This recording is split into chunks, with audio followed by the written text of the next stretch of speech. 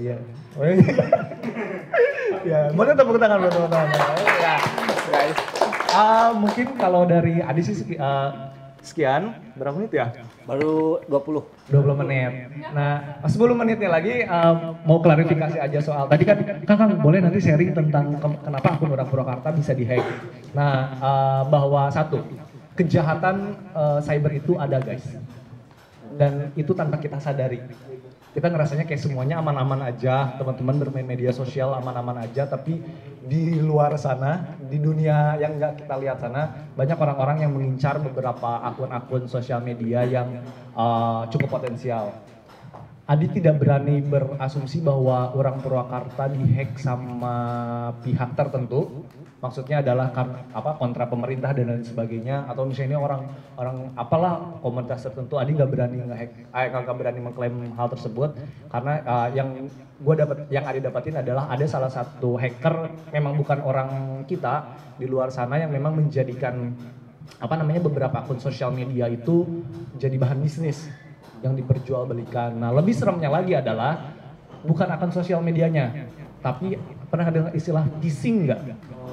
Ya, email phishing. Nah, dari email phishing itu si hacker bisa mengakses berbagai hal yang berkaitan sama email kita. Akun bank, even handphone yang teman-teman, mungkin sini ada orang IT ya. Handphone yang teman-teman taruh tanpa teman-teman sentuh sekalipun, ketika misalnya dia punya akses email phishing, karena kan handphone sekarang kan kait sama email ya. Verifikasi email, dia bisa menggerakkan handphone kita bahkan tanpa kita sentuh. Nah, akun orang Purwakarta itu dihack sebulan yang lalu, tepat tanggal 7 deh, pas hari ini. Anniversary ya. Sebulan deh. Piki, pasti kebahagiaan sepeda orang lain. Jangan-jangan Piki hacker. Jangan-jangan Piki. Adib ya. Adib parah banget Adib. Nah, jadi sebulan yang lalu, alur ceritanya gini teman-teman, kita tuh emang lagi ngajuin verifikasi ke Instagram, biar dapat centang biru. Udah ngajuin tuh KTP, NPWP dan lain sebagainya, ngirim email dan lain sebagainya. Ada sekitar 3 minggu apa sebulanan. Tiba-tiba dapat notifikasi lah, dapat WhatsApp lah.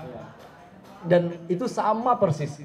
Semua logonya dan lain sebagainya, lokasinya, itu sama persis. Jadi pas dia minta coba klik link ini, Adi klik lah. Dan ketika klik dia langsung ada notifikasi di email. Dan notifikasi di email itu tuh bukan persis, itu emang Instagram persis. Nah, jadi kan Adi percaya kan, oh iya bener ini dari Instagram nih, ini Adi klik, cuman masukin username.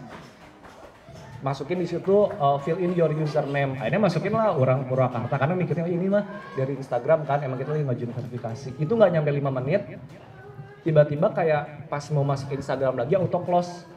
Jadi kayak handphone ngehang gitu, auto close. Adi langsung fix ini kayaknya di hack. Masih ngerasa aman karena kalau misalnya di hack, si hacker ngeganti email pasti ada notifikasi di email kita kan. Dan itu muncul emang ada notifikasi mang dari akun email orang, dari akun email Adi diganti ke emailnya yang bersangkutan. Adi ngerasa aman karena kalau misalnya nggak, kita masih bisa klik secure kan di bawahnya diamankan karena itu bukan merasa dari kita, itu masih bisa aman. Nah tapi ternyata pas diklik itu udah nggak bisa. Jadi kayak 4 menit kali lah, nggak nyampe 5 menit. Jadi abis dari itu ya kita nggak bisa mengaksesnya sama sekali. Nah dari situlah stres kan, coba closingan, orang yang kerja akhir bulan pasti tahu tuh closingan hektiknya kayak gimana. Lagi closingan, terus akhir bulan, terus mau pulang juga ke Purwakarta. Tiba-tiba dapat kejadian hal demikian. Makanya pas dari situ minta tolonglah beberapa teman-teman untuk nge-share bahwa akun orang Purwakarta itu dihack. Nggak sampai 5 menit. Nah, yang cukup sedihnya itu adalah gue coba komunikasi sama mereka kan, nge-DM, ngejelasin. Ada teman-teman yang ngeliat screenshotnya. Karena dia emang bukan orang Indonesia kan, orang luar. Ketika di-share ya balasannya adalah demikian gitu. Terus sempat beberapa kali minta tolong sama teman-teman lain. Banyak banget teman-teman orang Purwakarta, ahli-ahli IT Purwakarta, ada dosen, salah satu universitas swasta, ada orang IT-nya government, pemerintahan yang emang mencoba ngebalikin, tapi ternyata tidak semudah itu. Karena proses, gimana pun kita harus ngikutin prosesnya Instagram kan. Nah cuman belajar dari itu teman-teman, Yang paling Adi khawatir ketika kejadian itu kan sebenarnya adalah dia phishing email kan. Sedangkan email orang Purwakarta itu sama kayak email Adi daftar di bank. Jadi tabungan gua ke bank, terus akun investasi dan lain sebagainya semua nge-link sama si akun email itu. Nah yang Adi takutkan pada saat itu tuh adalah dia nge-akses ranah privasi bank dan lain sebagainya. Nah pas pada situ tuh salah satu teman, akhirnya kita minta ada salah satu kenalan teman, dia menawarkan nih cobalah hubungi salah satu agen dari USA, dari Amerika. Adalah salah satu nama institusinya. Ini Adi coba menghubungi dan minta tolonglah sama dia, dan ternyata sama dia diliatin bahwa email Adi itu emang udah di phishing. Jadi setiap jengkal yang Adi lakukan dengan email tersebut, misal narik duit, kan itu pasti nge-record ke email kan. Kalau misalnya kita ngambil uang ke bank, si bank pasti ngasih notifikasi ke email. Dia bakal tahu. Login ke akun bank, pasti masukin email duluan kan, terus password dia bakal tahu. Dan sama dia tuh diliatin gitu kalau misalnya phishing itu sebahaya ini. Sebisa ngerusak privasi diri kamu sendiri. Yang lebih seremnya itu adalah ketika dia nunjukin, coba gue minta waktu kalau sejam. Waktu itu kita chatnya pakai bahasa Inggris. Gue minta waktu jam segini, gue nunjukin gimana phishing ini bisa ngontrol handphone lu tanpa lu sentuh sama sekali. Ini udah, emang handphone gue tuh cuma ditaruh gitu doang. Terus gue dapetin ID lu ya, kata dia gitu. Jadi kayak ada satu ID gitu lah, kayak pakai quick viewer, pernah denger nggak? Jadi kayak ada satu aplikasi gitu lah. Dia dapetin ID-nya Adi, terus akhirnya ini adalah ID di handphone lu. Terus tanpa gua pegang sama sekali, si handphone itu bisa kayak gerak. Ngebuka galeri, ngebuka aplikasi bank, ngebuka foto-foto, ngebuka video-video joget-joget ke para rugu dan lain sebagainya. Sebahaya itulah phishing. Nah, ini ada jadi sedih sih Mang aslinya, selama kayak 5 tahun gue ngebangun ini sama orang tidak bertanggung jawab, disia-siakan begitu aja, terus resikonya bikin aduh ini gimana gitu, tabungan dan sebagainya. Pada saat itu gue pokoknya duit yang punya di akun itu dilempar-lempar, bukan dilempar, dikasih-kasihin ke kakak, diamanin dulu, termasuk akun investasi dan lain sebagainya. Nah, fase pertamanya seminggu itu kerjanya mewek. Aslinya bangun tidur nangis, ini gimana gitu, stresnya nauzubillah. Cuman sih selama sebulan ini Mang, ketika tadi, kok ketawa sih akunnya dihack anniversary sebulan, gue banyak belajar banyak banget belajar hal. Yang pertama adalah waktu itu gue sempat kayak mikir, kalau misalnya akun ini hilang, lu ikhlas atau enggak? Itu pertanyaan gue. Gue jujur nggak ikhlas. Tapi ketika misalnya harus dikasih milih, akun lu yang hilang atau misalnya orang-orang yang lu sayang lu yang hilang, lu milih yang mana? Pada saat itu kejadiannya pas Sriwijaya Air Yuksep dan pesawat apa geningan? Sriwijaya Air Yuksep. Ya pas hilang gitu kan. Gue mikirnya ya Allah nggak apa-apa kalau misalnya akun itu hilang. Handek coy. 5 tahun gue nya lagi gimana? Lu lagi sayang-sayangnya. Kayak lu punya mimpi akan hidup bareng sama si akun itu di masa yang akan datang. Ya sama kayak lu punya sama pacar lah, lu punya mimpi lu akan hidup bareng sama dia, rumah tangga, nikah, tapi tiba-tiba di rabut. Makanya bukan bermaksud ya, malah bukan bermaksud. Enggak, cuman ini enggak. Ya. Ini mah akun, bukan ke situ, bukan. Ini mah akun.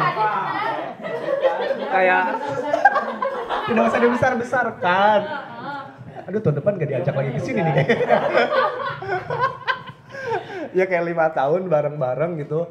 Setiap mau tidur, bangun tidur, siang-siang pas waktu rehat yang dicari itu dia, si akun orang Purwakarta, tapi tiba-tiba dia itu ngerasa sakit aja. Cuman pas pada saat itu, gue mikir kalau misalnya Allah ngasih pilihan, sok mana mendingan akun yang diambil atau orang-orang yang lu sayang yang lu ambil, yang gue ambil kata lu.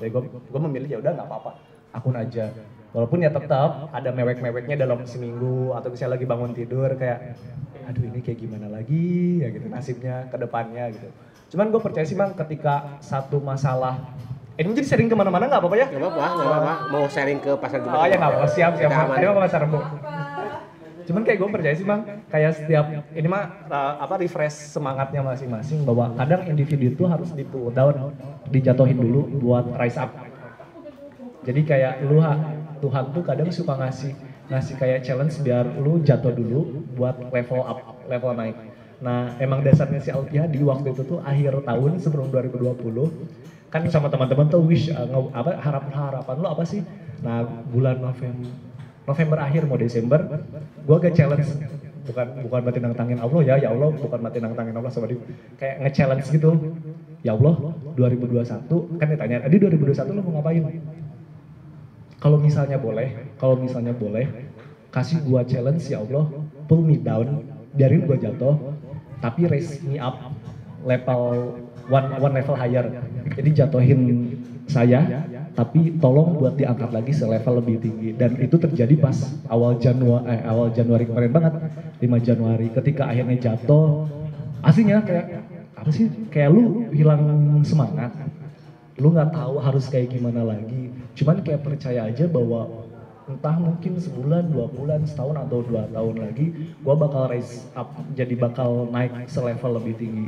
Dan dari itu juga gua belajar bahwa ketika lu jatuh, lu akan tahu siapa teman dan musuh lu, siapa teman-teman sejati lu. Dan gue melihat bahwa teman-teman Kopel, Hadi, Fahri, siapa lagi ya, banyak banget lah yang nge-DM dan lain sebagainya. Terus teman-teman sosial media lain yang benar-benar ngebantu. Orang-orang yang awalnya gue harapkan membantu ternyata tidak membantu gitu. Jadi kayak tahu aja bahwa hilangnya akun orang Purwakarta ini memberikan pelajaran bahwa kadang kita harus jatuh dulu buat naik level yang lebih tinggi, walaupun kita nggak tahu kapan itu naik atau enggaknya. Yang kedua, dari situlah kita tahu bahwa siapa orang-orang yang benar support lu selama ini dan siapa orang-orang yang bakal meninggalkan lu. Once lu tahu bahwa siapa orang-orang tersebut, keep them, tetap pertahanin mereka. Karena gue percaya bahwa lu nggak bisa hidup sendiri menghadapi dunia ini di masa depan, gitu nggak sih? Cuman orang-orang, kok jadi touching banget ya lo.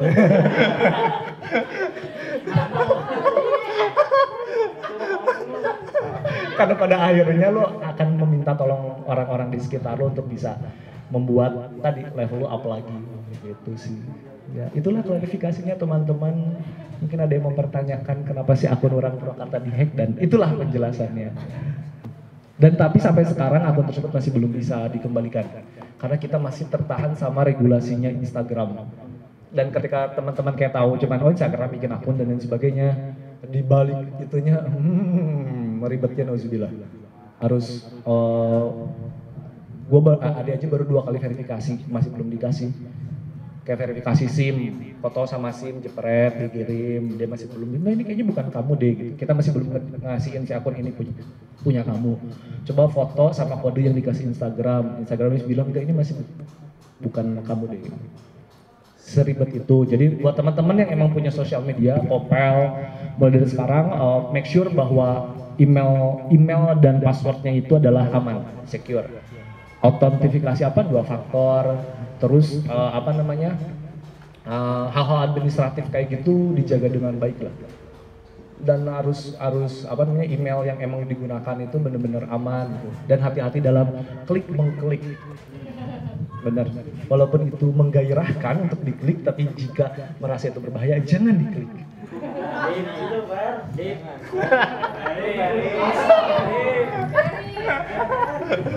Ya paling kan gitu doang sih kalau dari Adi sharingnya, Mang. Mohon maaf kalau misalnya ada kesalahan, kalau ada tanya jawab boleh, silahkan. Ya, mangga. Oke, terima kasih, sangat menarik sekali pembahasannya tentang media sosial di masa pandemi. Kesimpulan dari yang Kang Alfiani tadi bahas adalah 1, tetap berhati-hati dengan apapun keadaannya. Yang kedua, bangkitlah ketika kamu terpuruk, karena keterpurukan itu adalah satu motivasi untuk bisa lebih baik lagi ke depannya. Betul kan? Dan yang paling penting adalah media sosial adalah ada 2 tempat bagaimana kamu memberi dan tempat bagaimana kamu bisa membahayakan. Kadang-kadang seperti ujung pisau, itu bisa bermanfaat buat kamu dan juga bisa berbahaya buat kamu. Jadi berbijaklah dalam bermedia. Karena zaman sekarang banyak media yang menyebarkan hoax, maka hentikanlah hoax. Ya kan? Dan mudah-mudahan untuk orang Purwakarta media ini bisa kembali lagi. Karena lewat media orang Purwakarta, orang-orang di luar di sana yang melindungi Purwakarta bisa terakses dan bisa melihat Purwakarta begitu indah. Oke, pertanyaan, kita akan kasih pertanyaan. Pertanyaannya tidak akan muluk-muluk, saya akan kasih pertanyaan 1000 pertanyaan. saya akan kasih 5 pertanyaan yang bisa mau ada pertanyaan 5 orang nanti bisa mengacungkan kaki tangan maksudnya mengacungkan tangan nanti akan ditampung dulu ya kan? Boleh. Apa langsung dijawab? Boleh dijawab. Oke. Di pertanyaan dulu langsung dijawab, pertanyaan dulu langsung dijawab, setelah itu beres. Pertanyaan pertama akan saya kasih ke Lady Plus. Saya tidak akan menunjuk siapa yang mau, karena zaman sekarang ketika bilang siapa yang mau, Temarau. nah jadi saya akan menunjuk siapa yang tidak mau untuk bertanya. Nah ini nggak ada kan? Saya akan tunjuk aja. Boleh pertanyaan dari Kang Alpiadi. Kang Alpi, maksudnya Kang Alpi silakan ngasih pertanyaan apa aja. Boleh, bebas Kang Alpi tentang temanya media sosial di masa pandemi yang tentang Kang Alpi. Nggak apa-apa, boleh Kang tanya. So.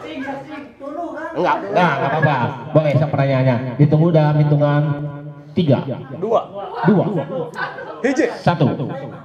Silakan. Apa? Nggak usah pakai mic ya. Nggak usah. Nggak apa-apa.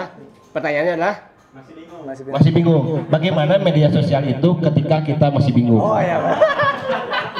Oh ya, sharing konten misalnya lagi bingung ya. Ya tong sharing lah sharing naon bingung. Bener ya kan kita bingung mau posting apa ya udah nggak usah posting. Selesai. Terima kasih Aki, pertanyaannya luar biasa.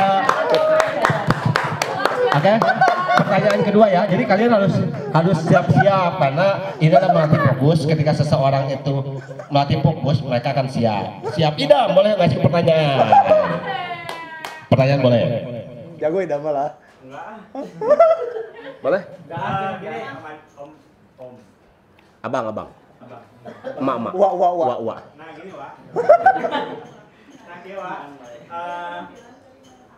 Sekarang kan sini loh kameranya di sini.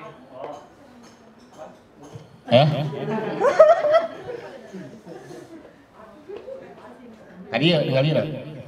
Salah. Allahu Akbar. Boleh dimulai. Assalamualaikum warahmatullahi wabarakatuh.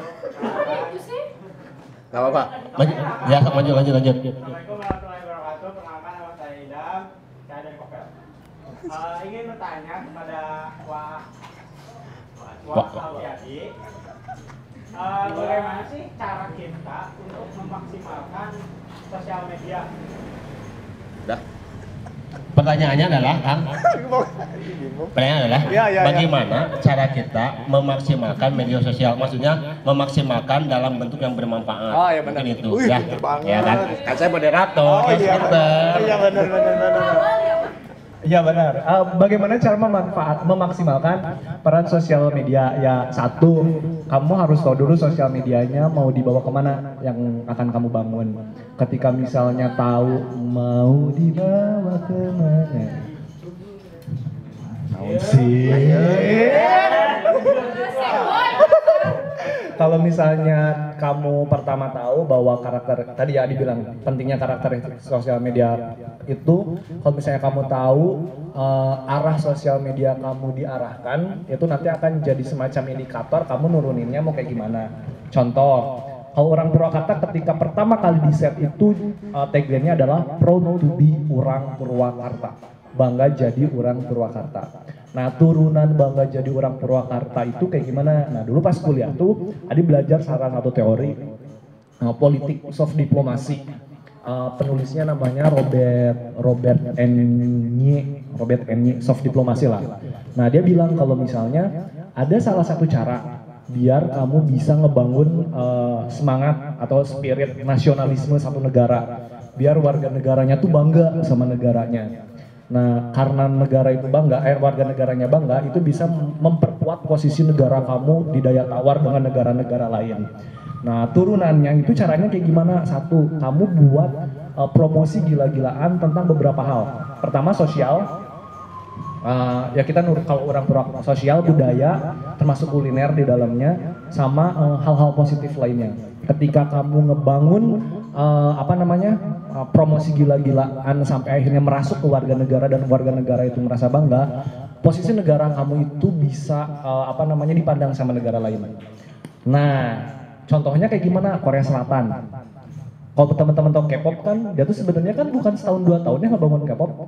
Korea Selatan itu mempersiapkan K-pop tuh 20 tahun sebelum si K-pop itu mau dibombardir gila-gilaan. Dia ngirimin orang-orangnya, dia ngeidentifikasi budaya apa aja nih yang kira-kira kita bisa banggakan dan dijual ke orang lain. Nah, itu yang waktu itu tahun 2015 coba diimplementasikan di orang Purwakarta. Ketika kita tahu bahwa tagline kita adalah bangga jadi orang Purwakarta, gua turunin tuh apa sih yang membuat kita itu bangga jadi orang Purwakarta. Yang pertama dari pariwisatanya, kita punya Jatiluhur, terus waktu itu belum ada 2015 udah ada Sri Baduga belum ya? Udah ada deh, udah tapi kayak tahap awal Sri Baduga. Terus kita punya juga festival-festival yang standarnya internasional, itu satu. Yang kedua itu dari kulinernya, kita punya sate Marangi yang orang tuh bisa dari Jakarta cuman makan sate Marangi doang balik lagi ke Jakarta. Terus pada prakteknya ternyata banyak doang, nggak cuma kuliner, pariwisata, tapi juga prestasi anak-anak mudanya. Nah, ketika akhirnya Adi tahu bahwa itulah materi-materi yang bisa Adi gunakan untuk ngewujudin Proud to be orang Purwakarta, ya gue implementasikan di sosial media. Waktu itu, jujur waktu itu belum Instagram, tapi lain @official sama Facebook. Nah, sama dia dipraktekkan lah dengan apa? Konten-konten yang kita suguhkan itu ya tadi, yang teori Adi pegang. Mempromosikan pariwisata, kuliner, produk lokal, prestasi anak muda, sama info-info menarik atau fakta-fakta menarik tentang Purwakarta. Yang harapannya adalah bikin orang kayak orang tahu dan orang bangga. Jadi ya logikanya gini, lu gimana bisa bangga kalau lu nggak tahu gitu kan? Nah, at least adalah orang-orang Purwakarta itu tahu ada cerita positif di kampung halamannya dan membuat mereka bangga. Dan dari situlah pada akhirnya apakah itu jumlah followers, apakah itu nanti paid promote, itu bakal ngikutin. Nah, orang Purwakarta sejujurnya buka paid promote itu baru-baru, nggak dari kayaknya cuma 2 tahunan belakangan ini deh, 2 tahunan belakangan ini. Sebelumnya kita nggak pernah nerima paid promote sama sekali. Sampai kalau misalnya ada kegiatan sosial ya itu dari duit kita personal, dari duit gua pribadi, dari duit teman-teman. Cuman akhirnya pas kesini kenapa kita nggak jadiin paid promote ini sebagai cara untuk kita bisa buat kegiatan sosial. Ketika tadi balik lagi teorinya udah gue pegang, gue praktekin di sosial media, nah itu adalah salah satu cara gimana yang bisa nggak bisa ngebangun sosial media itu secara maksimal. Kelanjutannya itu masalah konsistensi, istiqomahnya individu lah kayak masing-masing. Once kamu mau istiqomah ya itu bakal terus berlanjut dan ngasih positif impact. Tapi kalau misalnya itu nggak istiqomah ya lu akan ya tadi gue bilang akan pindah, tiba-tiba ada satu hal yang viral, maaf contoh kasus ada kasus pembunuhan di itu kan sebenarnya viral banget ya, bisa jadi bahan banget buat naikin followers, tapi karena gue ngerasa itu nggak sesuai karakteristik yang sosial media gue bangun ya gue nggak bakal ambil gitu. Itulah salah satu cara biar sosial media kamu itu berperan secara maksimal sesuai dengan karakteristik yang emang lu mau bangun gitu. Once akhirnya lo dapat achievement dari sosial media, prestasi itu mah apa sih kayak cuman ngikutin, benar nggak sih Mang? Pun kopel, pasti orientasinya bukan lo dapat penghargaan dari pemerintah daerah kan, atau misalnya lo dapat support dari pemerintah daerah, bukan, itu mah cuman hadiah doang. Pada akhirnya adalah membentuk iklim anak-anak kreatif dengan komunitas pena dan dansa, itulah marwahnya. Once itu nanti kegiatannya macam-macam, itu mah tadi turunan teori yang gua salah satu contoh dari turunan teori yang gua pegang. Nah itu sih Dam, nangkep gak sih Dam?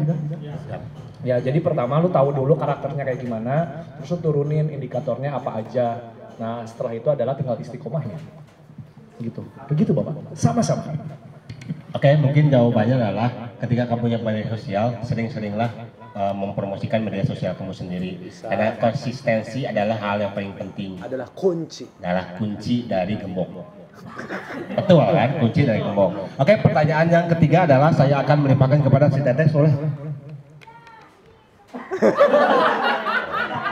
Boleh. Salam dulu dong. Kita sebagai muslim ucapan salam. Assalamualaikum warahmatullahi wabarakatuh. Waalaikumsalam.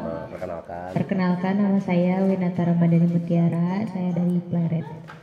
Begini tentang media sosial. Efektifnya kita upload konten itu sehari itu berapa kali? Oke. Siap. Terima kasih. Wassalamualaikum warahmatullahi wabarakatuh.